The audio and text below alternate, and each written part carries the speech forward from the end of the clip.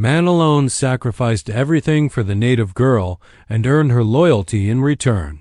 The rope felt heavier than it should have as Thomas Whitmore adjusted the noose around his own neck.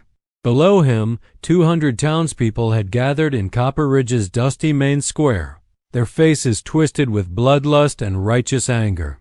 They wanted justice for what they believed he had done. They wanted to see him swing. What they did not know was that the real killer stood among them, smiling. 3 months earlier, Thomas had been a different man entirely. He owned the largest cattle ranch in Arizona Territory, employed 47 men, and held enough political influence to sway territorial decisions. His word carried weight from Tucson to Phoenix. Respectability clung to him like expensive cologne, and his future stretched ahead as predictable as sunrise. Then came the morning that changed everything. The Apache raid had left the Whitmore Ranch's eastern pasture littered with dead cattle and burned grass. Thomas rode out with 6 of his men to assess the damage, his jaw tight with the familiar anger that came with such losses. The territorial government's promises of protection had proven as worthless as Confederate currency, and ranchers like him bore the cost. They found her unconscious beside a dried creek bed, half hidden beneath a fallen cottonwood branch. Blood matted her long black hair, and her doe-skin dress bore tears that spoke of violence and desperate flight.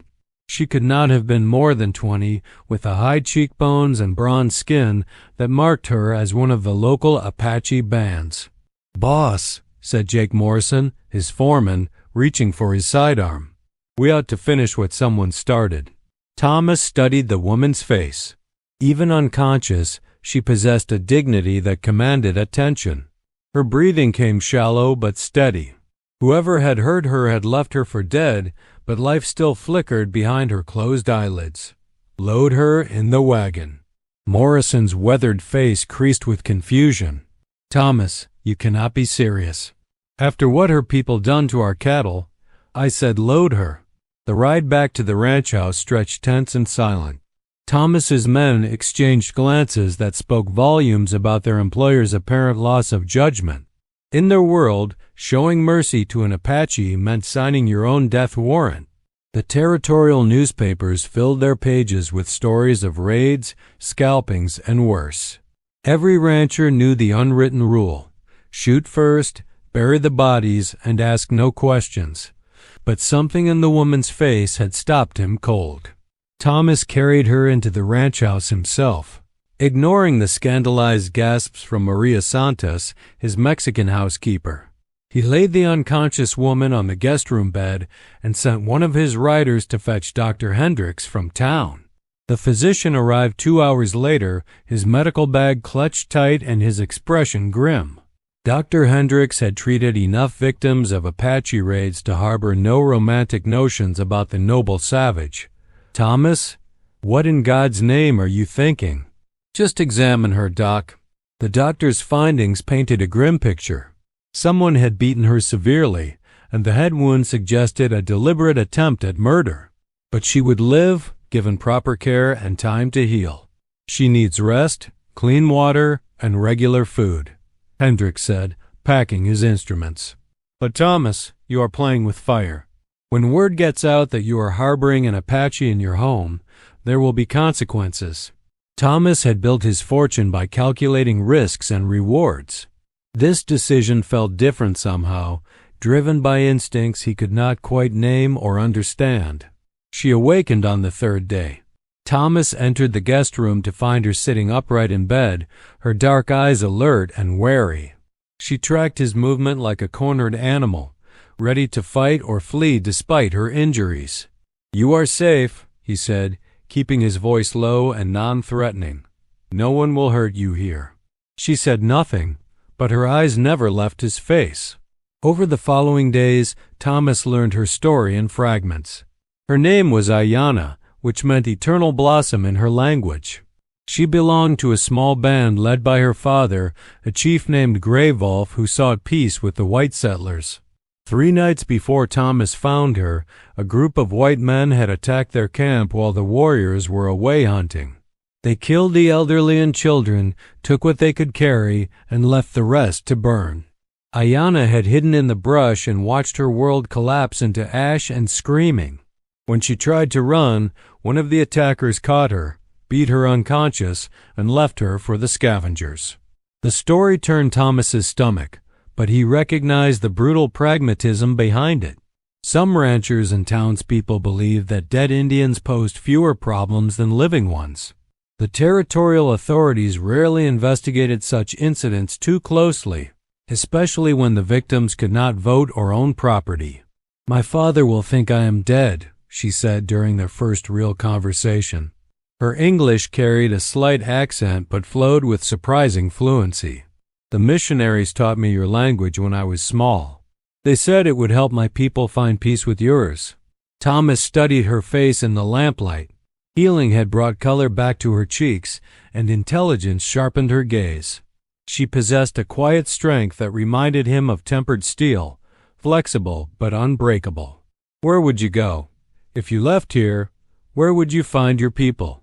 "North, toward the mountains. Gray Wolf has winter camps in the high country. If any of my family survived, they will go there." Thomas nodded slowly. The smart play would be to give her a horse, some supplies, and directions north. Clean hands, clear conscience, problem solved. But something held him back from suggesting it. The first real trouble came 2 weeks after Ayanna's arrival. Sheriff Duncan Mills rode up to the ranch house with 3 deputies, their faces set with official determination. Mills had served as Copper Ridge's lawman for 8 years, and his political ambitions required him to maintain the support of the town's more vocal citizens. "Thomas, we need to talk." They sat on the front porch while the deputies remained mounted, hands resting near their weapons. Mills accepted a cup of coffee but barely touched it. "Word is you have got an Apache woman staying in your house. Word travels fast. Is it true?" Thomas met the sheriff's gaze without flinching. "She was injured. I provided medical assistance." "Thomas, you know I respect you. Your family helped build this territory, and your word carries weight with important people. But harboring an Apache is not just dangerous. It is political suicide. There are folks in town calling you a traitor." "And what do you call me, Duncan?" Mills shifted uncomfortably in his chair. "I call you a friend who is making a serious mistake. There have been 3 more raids in the past month. The Hendersons lost their youngest son to a war party last week. People are scared, and scared people do stupid things. Are you threatening me?" "I am warning you. Send her away, Thomas, tonight, before this gets out of hand." After the sheriff left, Thomas found Ayanna standing in the kitchen window, watching the departing lawman. She had heard everything. "Your friend is right," she said. "I should go." "Where?" "Your people are scattered or dead. Winter is coming, and you are still healing from your injuries. I will not be the reason you lose everything you have built." Thomas looked at this young woman who had survived massacre, beating and abandonment, yet still worried about his welfare. In his 38 years, he had encountered few people with such innate nobility. "Let me worry about what I might lose." The decision to keep Ayanna at the ranch cost Thomas more than he had initially calculated. 3 of his longest-serving hands quit within a week, unwilling to work for a man who would shelter their supposed enemy. Suppliers in town began finding excuses to delay deliveries or raise prices. The weekly poker game that had run for 5 years at the Silver Dollar Saloon suddenly no longer included him. Worse still were the visits from neighboring ranchers who had once considered him a peer and ally. They came with stern faces and hard words, explaining how his actions reflected poorly on all of them. The Apache situation required a unified response, they argued, and his bleeding heart threatened everyone's security. Thomas listened to their concerns with outward patience, but his resolve only hardened. He had seen enough of the world to recognize the difference between justice and revenge, between security and cruelty. Meanwhile, Ayanna proved herself far from helpless. She possessed extensive knowledge of desert survival, herbal medicine, and animal behavior that amazed even his most experienced ranch hands. Her ability to calm spooked horses bordered on supernatural, and she could track game across terrain that would stymie most white hunters. More importantly, she began to feel a loneliness in Thomas's life that he had not fully acknowledged. His wife had died of consumption 6 years earlier, leaving him with a successful ranch but an empty house. Ayanna's presence brought warmth to rooms that had grown cold with solitude. Their conversation stretched longer each evening as they shared stories of their respective worlds. She told him about Apache traditions, the spiritual significance of certain mountains and rivers, and the complex relationships between different tribal bands. He described his childhood in Missouri, the journey west, and the challenges of building something permanent in such unforgiving country. "Your people fear mine because they do not understand us," Ayanna said one evening as they sat on the front porch watching the sunset paint the mountains purple. "They see only the warriors who fight, never the children who play or the grandmothers who tell stories. Fear makes people stupid," Thomas replied. "And stupid people do terrible things. Is that why you helped me? To prove you are not stupid?" Thomas considered the question seriously. "I helped you because it was right. Everything else is just noise." The first assassination attempt came on a moonless night in November. Thomas awakened to the sound of breaking glass and the acrid smell of coal oil. Someone had thrown a burning bottle through his bedroom window, hoping to trap him in a blazing house. He grabbed his rifle and rushed to Ayanna's room, finding her already awake and alert. Together, they managed to extinguish the flames before they could spread. But the message was clear. His protection of her had made them both targets. "This cannot continue," Ayanna said as they surveyed the fire damage. "I will not watch you die for my sake. Nobody is going to die." But even as he spoke the words, Thomas knew they were probably false. The situation had moved beyond reason or compromise. Too many people had invested too much hatred to simply walk away.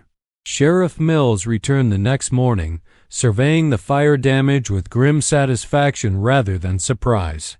"I warned you, Thomas. This is just the beginning." "Are you going to investigate? Find out who did this?" Mills shrugged. "Investigate what?" "Could have been lightning, a lamp knocked over, any number of things. No witnesses, no evidence. Duncan, we have been friends for 10 years. We were friends when you acted like a reasonable man. Now I do not know what you are."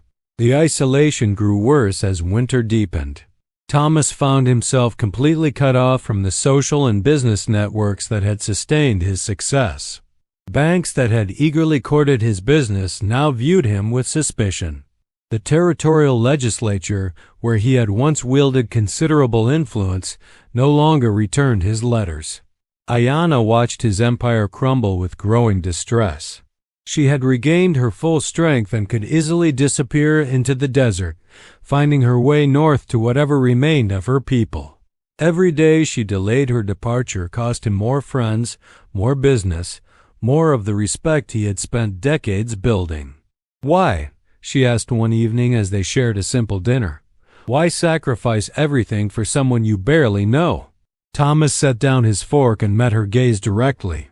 "Because some things matter more than money or reputation. Because right is right, whether it is popular or profitable. And if you lose everything, then I lose everything. But I will still be able to look at myself in the mirror."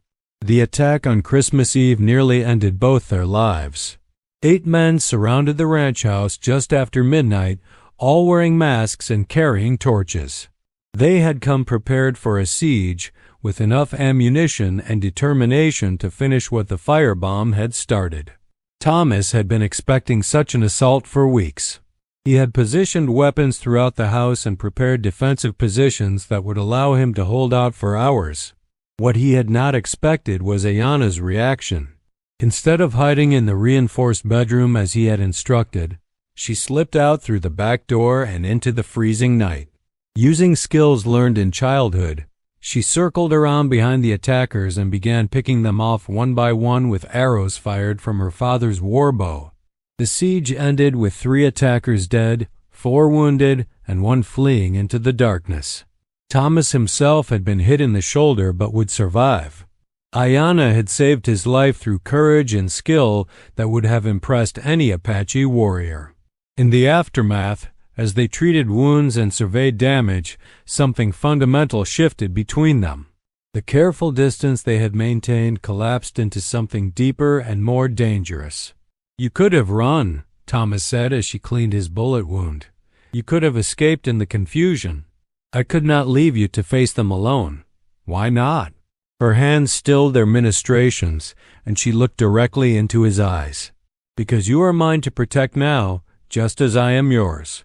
The words hung in the air between them, heavy with implications that neither had fully acknowledged until that moment.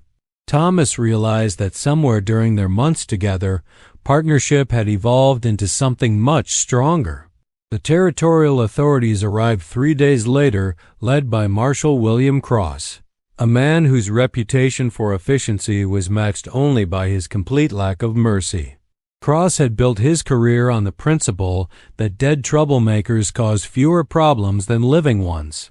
"Thomas Whitmore," he said, dismounting from his horse with deliberate ceremony, "you are under arrest for harboring a known Apache warrior and providing aid to enemies of the territorial government.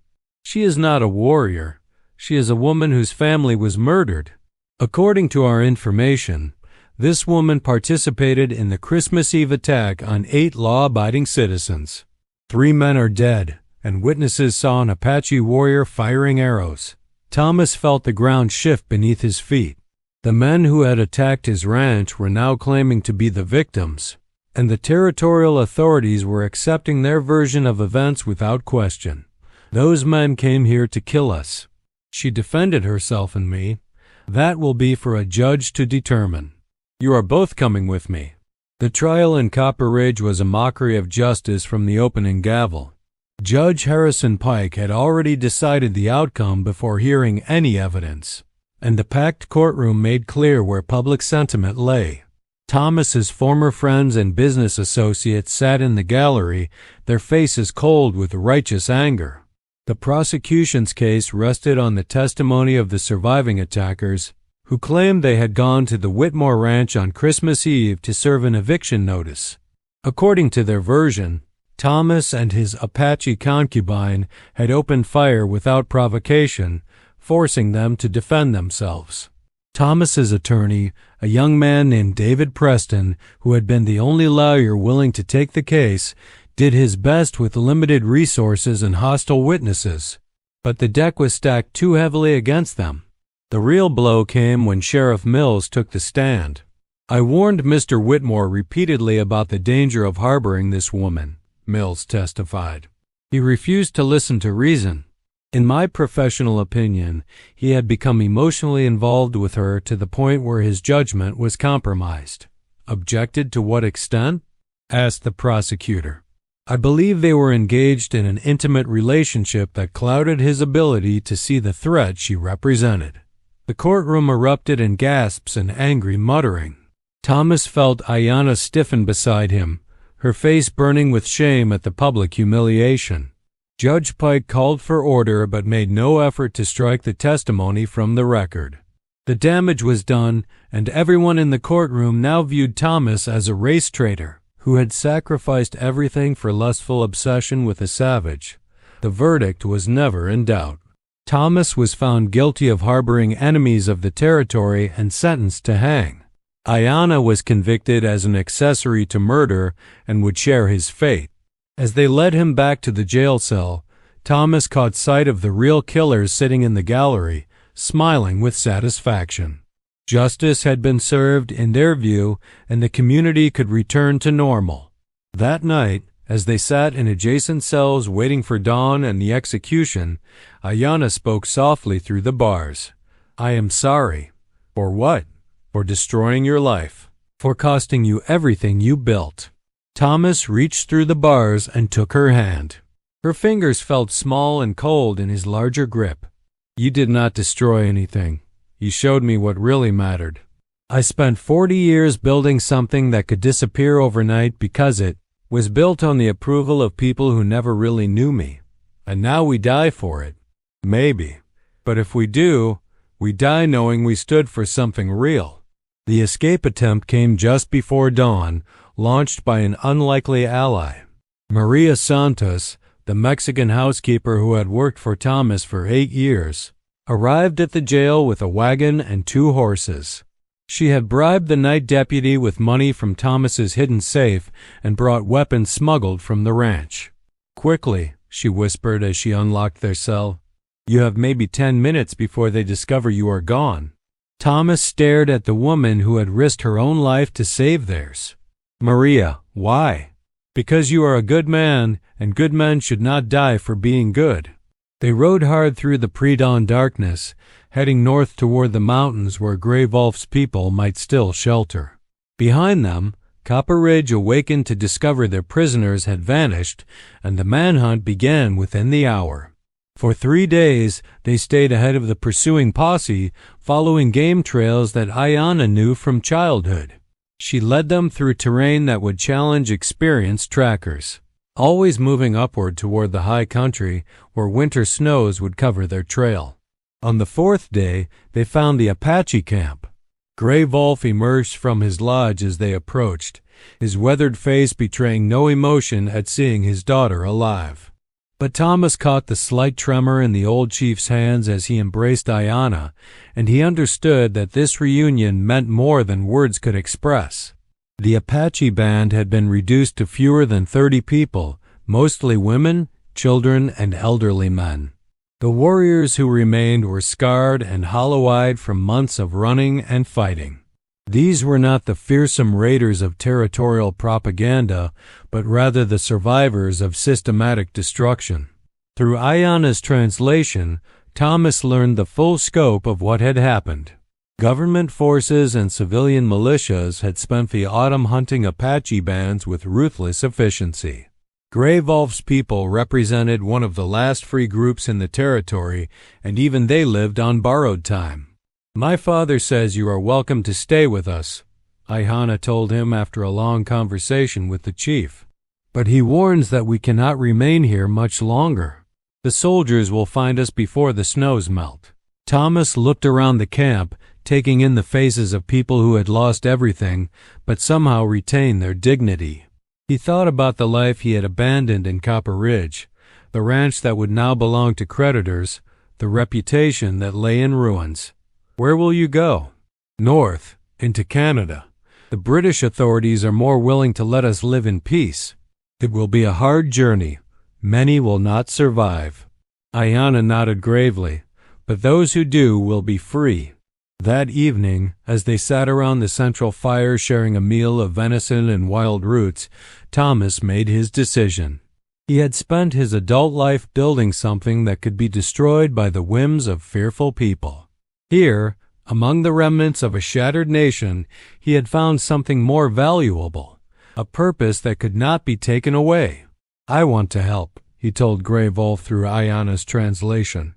"I have money hidden in places they will never find, and I know the country between here and Canada. Let me help get your people to safety." The old chief studied Thomas for a long moment before responding. When he finally spoke, Ayanna smiled as she translated. "He says you have already sacrificed more than anyone should have to sacrifice. He asks why you would give up even more." Thomas looked across the fire at Ayanna, seeing in her face the woman who had risked her life to save his, who had stood by him when everyone else abandoned him, who had shown him the difference between reputation and character. "Because some things are worth more than comfort or safety. Because your daughter taught me what loyalty really means." The journey north took 6 weeks and cost them dearly. 3 elders died from exposure, and 2 children succumbed to fever despite every effort to save them. But 25 Apache souls crossed into Canadian territory alive, including Gray Wolf and his daughter. Thomas used his hidden wealth to purchase land near Calgary, where the survivors could build new lives without fear of military reprisals. He helped them establish farms and trading relationships with local merchants, using his business experience to ensure their long-term survival. More importantly, he married Ayanna in a ceremony that blended Apache tradition with territorial custom, creating something new that honored both their cultures. She bore him 3 children over the following years, each one raised to understand both the white and Apache ways of seeing the world. In Copper Ridge, Thomas Whitmore became a cautionary tale about the dangers of misplaced sympathy. The territorial newspapers wrote editorials about his downfall, using his story as proof that weakness led to destruction. His former friends spoke of him as a man who had thrown away everything for momentary passion. They never learned that he had found something far more valuable than anything he had lost.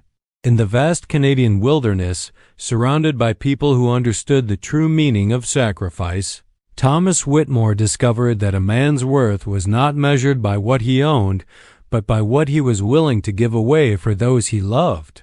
When he died peacefully in his bed at age 71, surrounded by children and grandchildren who bore both his name and Apache blood, his last words were to Ayanna. "Was it worth it?" she asked, holding his weathered hand as life faded from his eyes. "Every moment," he whispered. "Every sacrifice, every loss, it brought me to you." The man who had once owned the largest ranch in Arizona Territory left behind no fortune and no monuments. But he left something more lasting, the knowledge that when faced with a choice between convenience and conscience, between profit and principle, he had chosen correctly. In the end, that was the only thing that truly mattered.